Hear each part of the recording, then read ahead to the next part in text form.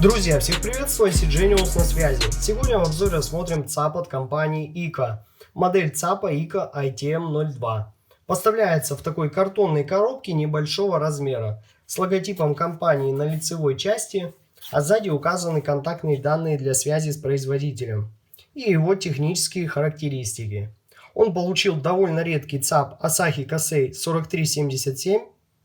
Воспроизводит звук до 384 кГц, 32 бит и имеется поддержка DSD 128. Его выходная мощность составляет 70 мВт на 32 Ома, а также данный ЦАП без проблем работает и определяется на Android, iOS, Windows 10, Switch, PS5, Xbox. Ну а теперь давайте посмотрим, что входит в комплектацию подробнее. Открыв коробку, нас сразу же встречает сам ЦАП, который здесь так хорошо зафиксирован. По габаритам он довольно небольшой, у него металлический корпус, имеется логотип компании IKA на лицевой части, а сзади вот такой вот светодиод здесь расположился. Он отвечает за тип потока, это либо PCM, либо DSD. Ну и конечно же ЦАП получил небалансный 3.5 выход. Лично меня радует то, что производитель положил два кабеля с Type-C на Type-C. Вот так они выглядят. И с Type-C на Lightning для работы с iOS устройствами. Ну, еще здесь имеется такая небольшая инструкция и две гарантийных карточки. При использовании с компьютером данный ЦАП автоматически подхватывает драйвера и готов к работе. А на Android смартфонах я советую использовать приложение Hibi Music. Ну, я думаю, вы и так все это знаете. Ну а теперь поговорим о самом главном, а именно о звучании этого устройства. ЦАП IKA воспроизводит по своей подаче довольно нейтральный и слегка смягченный на высоких частотах звук, с хорошей тональной проработкой, с отличным разрешением. На низких частотах он показывает себя довольно уверенно в сравнении с другими конкурентами в этой ценовой категории. Имеется хорошее ощущение объема и массивности басовой области. У баса присутствует хорошая подчеркнутая атака с плавным затуханием и отличная проработанная текстура, которая слышна в большинстве музыкальных композиций. У вас не будет возникать ощущение, что бас везде звучит одинаково. В целом он представлен здесь довольно твердо и уверенно отыгрывает каждый удар.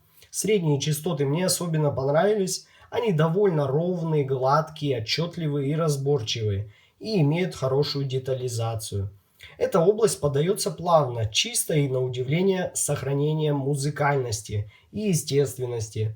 К тому же стоит выделить, как очень натурально звучат струнные инструменты, где четко очерчено каждое касание струн. А вокальные партии нисколько не расстраивают, ведь они звучат очень насыщенно и выразительно. В целом получаем и драйв, и игру с контрастами, и сохраняющуюся хорошую детализацию, без явных лишних прикрас в звучании. В общем, получился такой интересный микс из нейтральности и эмоций, которые можно получить при прослушивании. Но что касаемо звуковой сцены, то здесь присутствует довольно хорошая ширина и точность расположения инструментов. Как таковых с их разделением проблем не возникает. Высокие частоты получились довольно четкими и лаконичными, но при этом не стараются пробиваться вперед всего остального и остаются сдержанными за счет небольшого спада на верхах.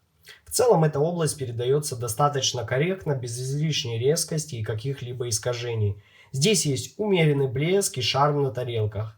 И присутствует некоторая степень упрощения, вполне приемлемая для этого сверхкомпактного формата. Да еще и в этой ценовой категории. Высокие послушно и качественно вносят свой вклад в общую подачу, в точности соответствуя игре всего частотного диапазона.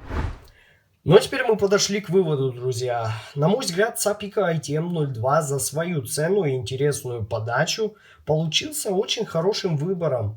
Конечно же, у него нет супермощности, которая будет способна раскачать планарные или тугие полноразмерные наушники, но вот для каких-либо динамических и арматурных наушников он будет хорошим отправным вариантом.